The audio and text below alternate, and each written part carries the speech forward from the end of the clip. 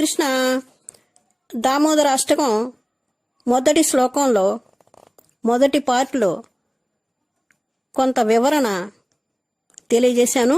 ఇప్పుడు ఇంకా అదే శ్లోకం అంటే మొదటి శ్లోకంలోనే రెండో భాగం తెలియజేస్తున్నాను.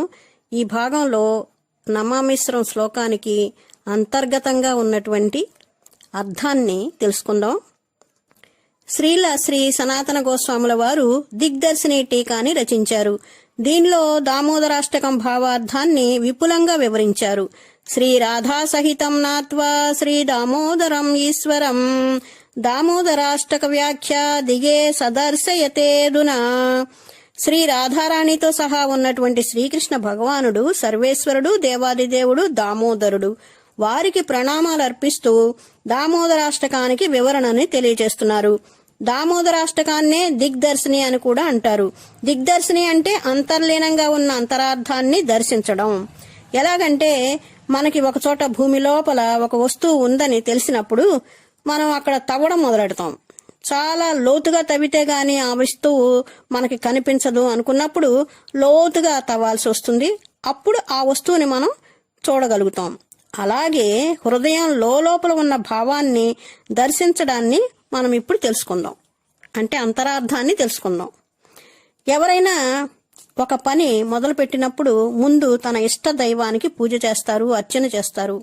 అందుకే శ్రీ సత్యవ్రతముని మొట్టమొదట శ్రీకృష్ణ భగవానుడికి దండ ప్రణామాలు అర్పించాడు. నమామి అనే పదం ఉపయోగించాడు. ఆ పదం చాలా పవిత్రమైంది. శ్రీకృష్ణ భగవానుడు సర్వేశ్వరుడు, సర్వాధికారి, నియంత. అందుకే ఆయన రూప గుణ లీలలను స్తుతించాడు. కృష్ణ తత్వాన్ని అర్థం చేసుకున్నాడు. ఆయన ఆధిపత్యాన్ని అంగీకరిస్తూ తాను దాస్య భక్తునిగా భావిస్తూ సేవకుడిగా ప్రకటించుకున్నాడు. శ్రీల సనాతన గోస్వామి శ్రీ సత్యవ్రతముని మనస్సులో భగవంతుడి పట్ల ఉన్న అత్యున్నత భావాన్ని వెల్లడి చేస్తున్నారు. దండ ప్రణామాలు ఎవరికి అర్పిస్తున్నాను నేను?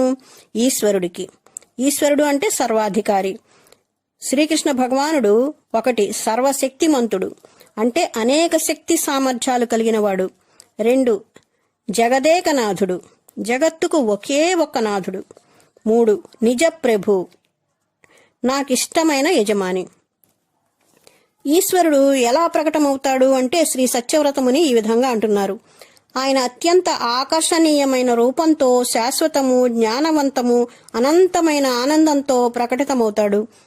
సచ్చిత్ ఆనంద రూపంతో. సత్ అంటే శాశ్వతం, చిత్ అంటే జ్ఞానం, ఆనందం అంటే అనంతమైన ఆనందం. ఆ రూపంతో ప్రకటమవుతాడు. బ్రహ్మదేవుడు బ్రహ్మ సంహితలో ఈశ్వరం పరమం కృష్ణ సచ్చిదానంద విగ్రహ అని తెలియజేశారు.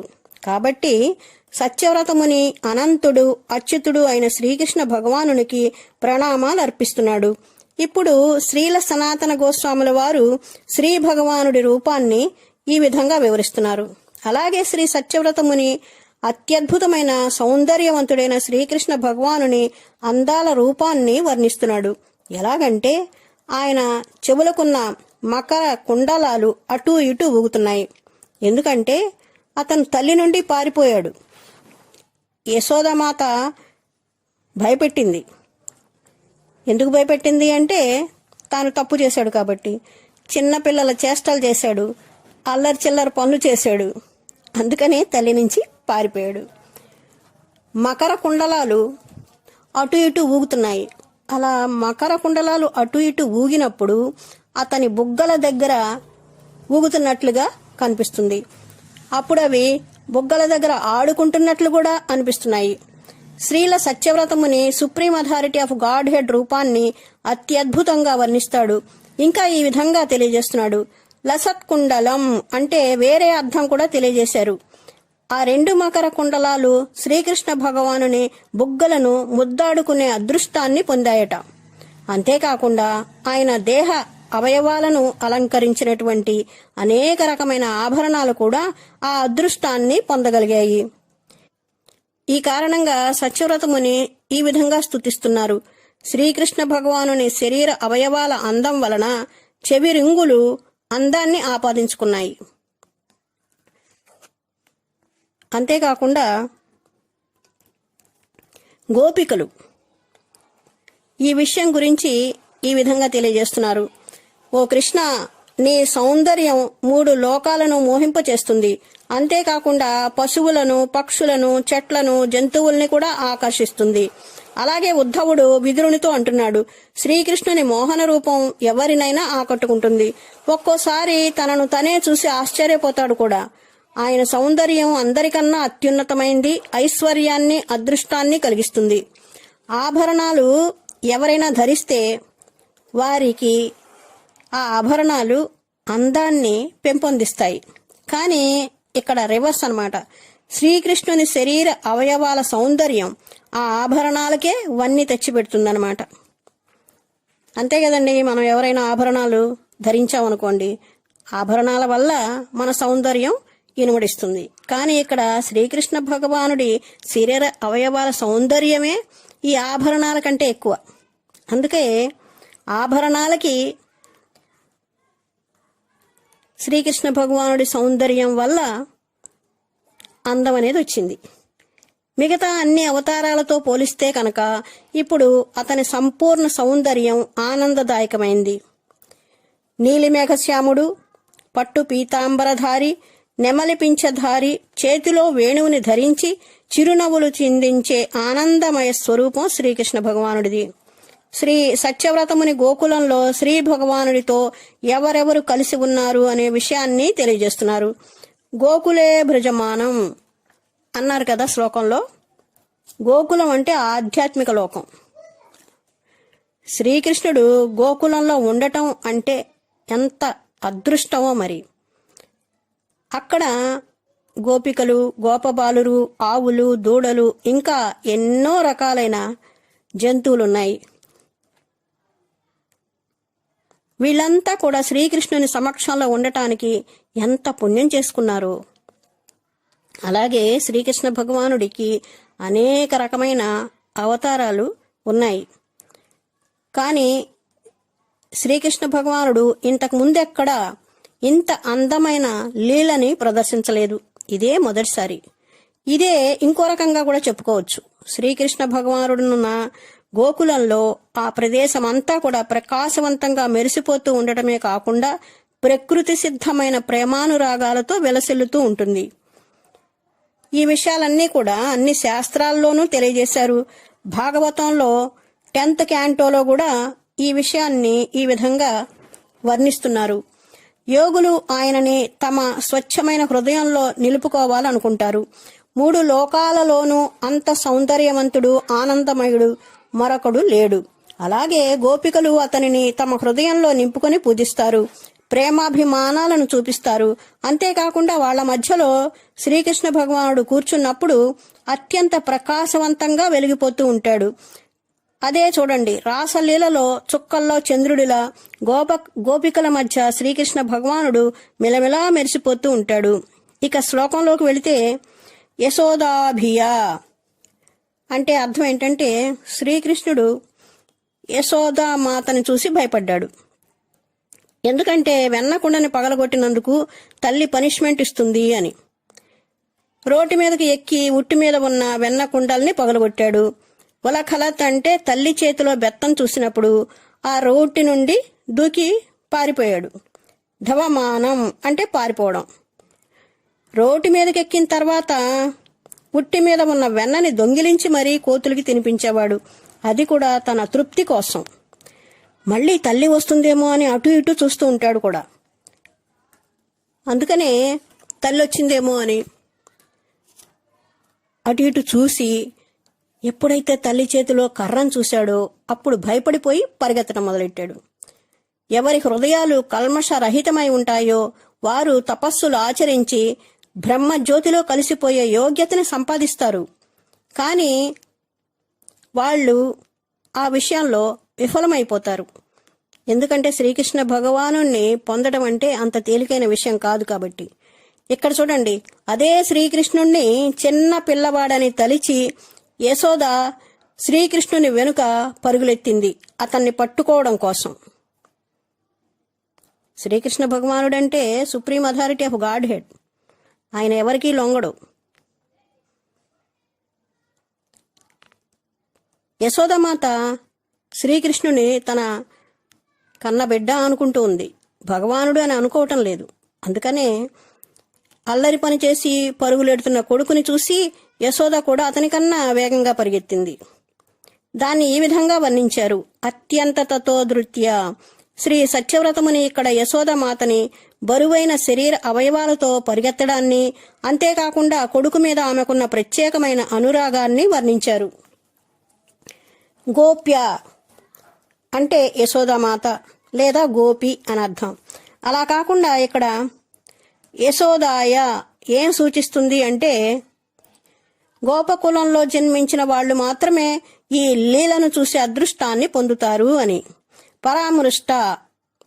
యశోదామాత శ్రీకృష్ణ భగవానుణ్ణి వెనక నుండి పట్టుకుంటుంది. కృష్ణుడికి తల్లి మీద వల్ల మాలిన ప్రేమ అనే విషయాన్ని తెలియజేస్తున్నారు. అంతేకాకుండా శ్రీకృష్ణుడు భక్తవత్సలుడు, తన భక్తుల మీద అనురాగాన్ని కురిపిస్తాడు. అందుకే తల్లికి పట్టుబడ్డాడు.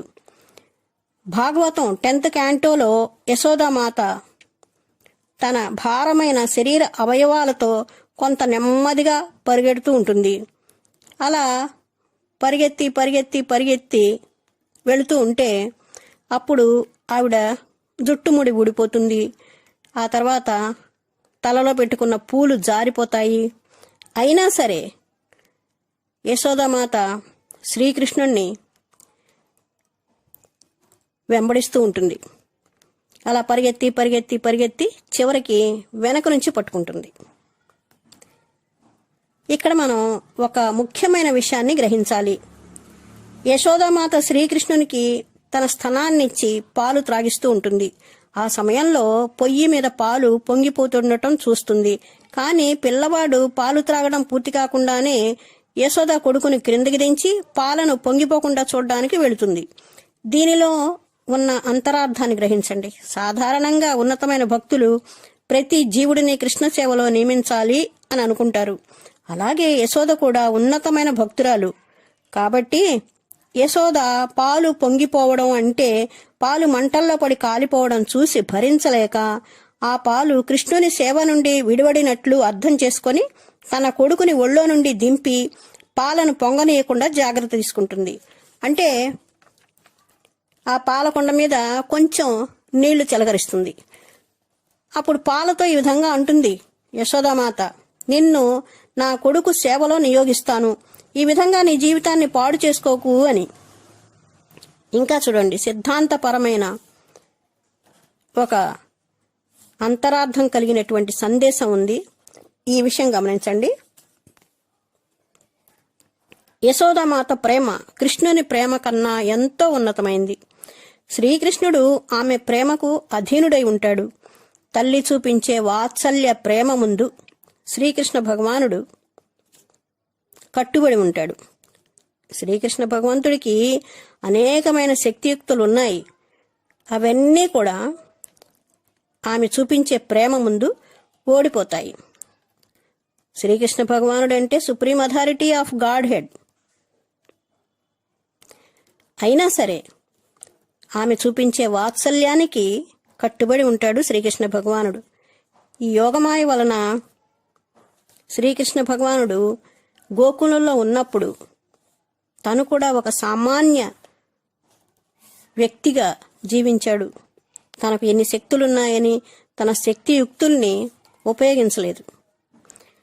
బ్రజవాసులతో అంత ఆనందంగా సంతోషంగా ఉంటాడు. అంటే యశోదామాత శ్రీకృష్ణుడిని తన కుమారుడు అనుకుని అతన్ని పట్టుకోవాలని వెంబడిస్తుంది.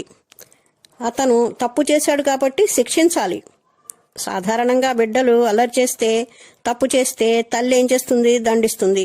అదేవిధంగా యశోదామాత కూడా అనుకుంది, శ్రీకృష్ణ భగవానుడు supreme authority of God head అని తెలియదు కదా, తప్పు చేశాడు, శిక్షించాలి, అంతే. అతను వెంటపడుతోంది, అతను పట్టుకోవాలని ప్రయత్నం చేస్తోంది. కానీ యశోదామాత వాత్సల్య ప్రేమ శ్రీకృష్ణ భగవానుణ్ణి కట్టిపడేసింది. ఇప్పుడు చూడండి, శ్రీల సనాతన గోస్వామి దిగ్దర్శిని టీకా రచించారు. దాని గురించి మనం ఇప్పుడు దాకా చెప్పుకున్నాం. ఈ దామోదరాష్టకంలో ఉన్నటువంటి ఇన్నర్ మీనింగ్ని తెలుసుకున్నాం. ఇంకా ఈ దిగ్దర్శిని వృత్తి అనే రచనలో నుంచి ఇంకొంచెం వివరంగా శ్రీకృష్ణ భగవానుడి గురించి తెలుసుకుందాం. శ్రీకృష్ణ భగవానుడు ఎన్నో అవతారాలు ధరించాడు. కొన్నిసార్లు స్వయంగా ఏతించాడు, అంటే శ్రీకృష్ణ భగవానుడిలా అన్నమాట.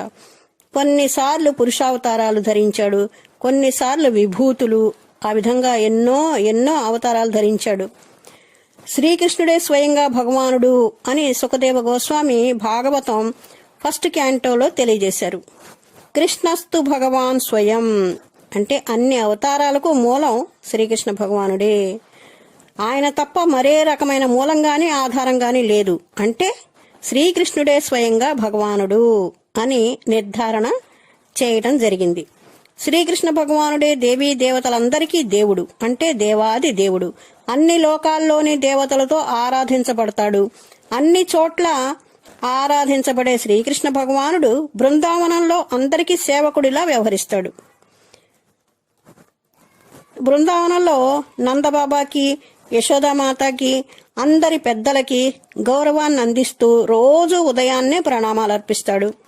నందబాబా పాదరక్షలు తల మీద పెట్టుకొని ఎంతో ప్రేమతో తెచ్చి నందబాబాకు ఇచ్చేవాడు. గోకులంలో ఉన్నప్పుడు, స్నేహితులతో ఆడుకుంటున్నప్పుడు తను ఓడిపోయినా ఆనందించేవాడు. అందరికీ ఆనందాన్ని అందించేవాడు. అది తన అదృష్టంగా భావించేవాడు. అంతేకాకుండా వ్రజభామలు ఆడమంటే ఆడేవాడు, పాడమంటే పాడేవాడు. ఎవరేం చెప్పినా కూడా సామాన్య బాలుడిలా అందరికీ సేవలు చేసేవాడు. అలాంటి శ్రీకృష్ణ భగవానుడు అన్ని రసాలకు కర్త. భక్తులు అంటే తనను ఆశ్రయించిన వారి ప్రేమకు అధీనుడైపోతాడు. ఆ విధంగానే కదా ఇప్పుడు యశోదామాతకి శ్రీకృష్ణ భగవానుడు అధీనుడైపోయాడు, కట్టుబడిపోయాడు. శ్రీకృష్ణ భగవానుడు సచీనందన గౌరహరి రూపంలో రాధారాణి దేహకాంతితో రాధారాణి మనస్సుని పుణికిపుచ్చుకొని శ్రీకృష్ణ భగవానుని ఆరాధించడానికి గోలోకం నుండి అవతరించాడు. ఈ అవతారంలో 3 ప్రత్యేకతలను సంతరించుకుని అవతరించాడు. వీటిని గురించి శ్రీల కృష్ణ దాస కవిరాజ గోస్వామి చైతన్య చరితామృతంలో, అంటే ఆదిలీల 1.7లో ఈ విధంగా వర్ణిస్తారు. రాధారాణి తనను ఎంత గాఢంగా ప్రేమిస్తోంది అని, తనలో ఏముందని అంత పిచ్చి పిచ్చిగా ప్రేమించిందని, తను నన్ను ప్రేమించడంలో పొందే అంత ఆనందం ఏమిటి అని శ్రీకృష్ణ భగవానుడికి సందేహం వచ్చేది. అందుకే భగవాన్ శ్రీహరి రాధారాణి భావాలను అన్నిటినీ కూడా పుణికిపుచ్చుకొని శ్రీమతి సచీమాత గర్భం నుండి సముద్రంలో నుండి చంద్రుడు ఉదయించినట్లు ఆవిర్భవించాడు.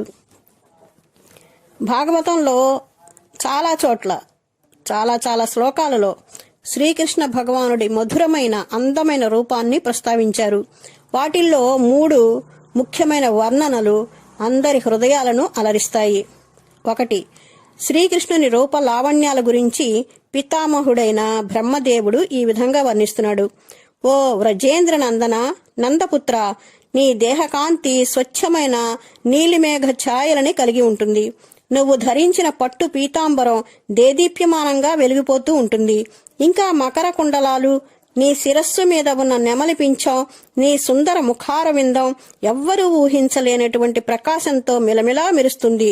నీ మెడ చుట్టూరా రకరకాల అడవి పువ్వులతో, ఆకులతో కుట్టిన అందమైన పూలదండతో అలంకరించి ఉంది. ఒక బెత్తం, గేదె కొమ్ము నీ చేతి కింద ఉంచబడ్డాయి. ఇక నీ మురళి నీ నడుముకి కట్టిన బెల్టులో అందంగా కనిపిస్తోంది. అంతేకాకుండా చద్దిమూట నీ అందమైన సున్నితమైన హస్తంతో పట్టుకుని కనిపిస్తోంది. గోప బాలుడిలా ఉన్న గెటప్లో చాలా అందంగా కనిపిస్తున్నావు. అందుకే నేను తామర పూల కంటే సున్నితంగా ఉన్న ఎంతో పవిత్రతను కలిగిన నీ చరణ కమలాల ముందు నేల మీద పడిన ఒక కర్రలా పడిపోతాను. 2వ వర్ణ చూద్దాం. ఇది మధురలో ఉన్న బ్రాహ్మణ భార్యలు తెలియజేశారు. ఆయన దేహకాంతి ముదిరిన నీలిరంగుతో, అంటే స్వచ్ఛమైన వర్షాకాలం మేఘంలా మెరిసిపోతోంది. పసుపు పచ్చని వస్త్రం అతని భుజాల మీద బంగారపు కాంతులీనుతూ ఉంది. అడవి పూలతో తయారు చేసిన పూలదండ అతని మెడ చుట్టూ అలంకరించి ఉంది. అందమైన నెమలి పింఛం శిరస్సున ధరించాడు. మూడవ వర్ణన వేణుగీత నుండి గ్రహించబడింది. శ్రీకృష్ణుని మురళీతో గోపకాంతలు గానం చేశారు. శ్రీల సుఖదేవ గోస్వామి ఈ విధంగా తెలియజేస్తున్నారు. వ్రజభామలు అంటే గోపికల హృదయంలో నెలకొని ఉన్న శ్రీకృష్ణ భగవానుని ముగ్ధ మనోహర రూపాన్ని వర్ణిస్తున్నారు. మెరసిపోయే బృందావన అడవులలోకి శ్రీకృష్ణ భగవానుడు తన స్నేహితులతో వచ్చాడు.